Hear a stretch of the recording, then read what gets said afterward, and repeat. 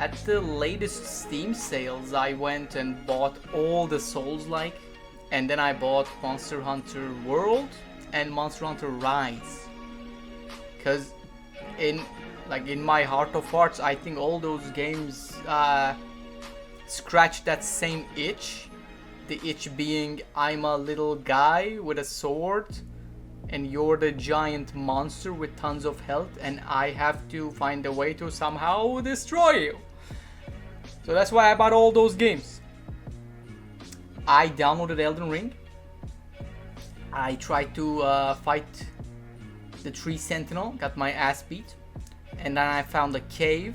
I found a little mini boss there. I killed it. I got my horse and I quit. That was like maybe an hour of gameplay just to test if my computer can run it. But yesterday I also played Monster Hunter Rise for the first time and it led me to a realization, boyos.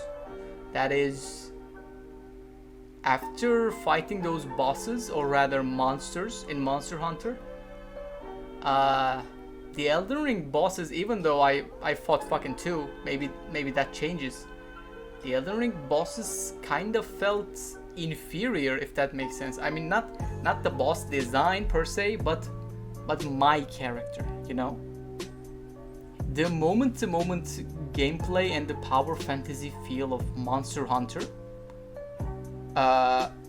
like it pales in comparison to Elden Rings. In Elden Ring, all you have to do is die to the boss a couple of times, learn its moves, and then you do a dodge roll, attack, dodge, attack, dodge, attack. I find that gameplay loop to be problematic, but like I said, maybe this is gonna change. Maybe this opinion of mine is gonna change. Who knows? Who knows? But the same 1 hour, 1 to 2 hour gameplay session that I did for Monster Hunter, it was immensely more interesting in terms of what the game allowed me to do, what allowed my character to do.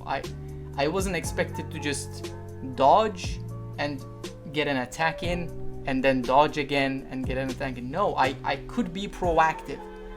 There was different ways to handle the monster. There were different things going on. And I had a much better move set in my disposal as opposed to what I had in Elden Ring, which was just a fucking sword and a shield, if you were into that sort of thing. So I think I kind of did myself a disservice by playing Monster Hunter yesterday, because it's sort of Monster Hunter ruined Elden Ring for me. Is that a crime? I feel like that's something I shouldn't say. I feel like this is a blasphemy. This is abhorrent. But that's honestly what it did to me. Monster Hunter boss fights was so fucking engaging that I don't feel like going back to Elden Ring and playing that game. Even though I've heard like many things about it, and even though I'm literally at the beginning of the game, like I have no right to say these things. I have no right to an opinion as of now. But this opinion stems from the same gameplay hour for both games. I played both of those games for 2 hours, and Monster Hunter's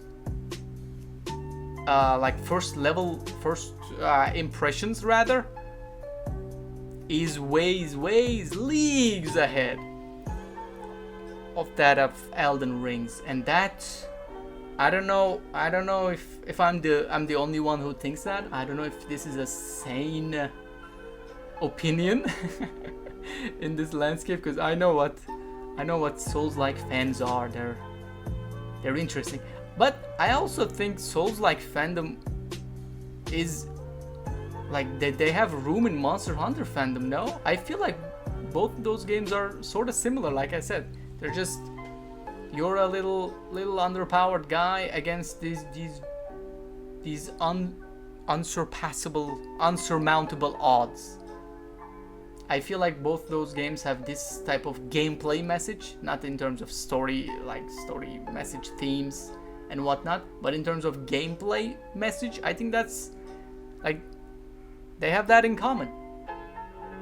So if you're one of those people, if you're one of those Souls-like gamers, get good scrub-like wannabes, you know, let me know if you played Monster Hunter, or if that experience was true for you too, or am I just a fucking weirdo? That am I just talking out of my ass?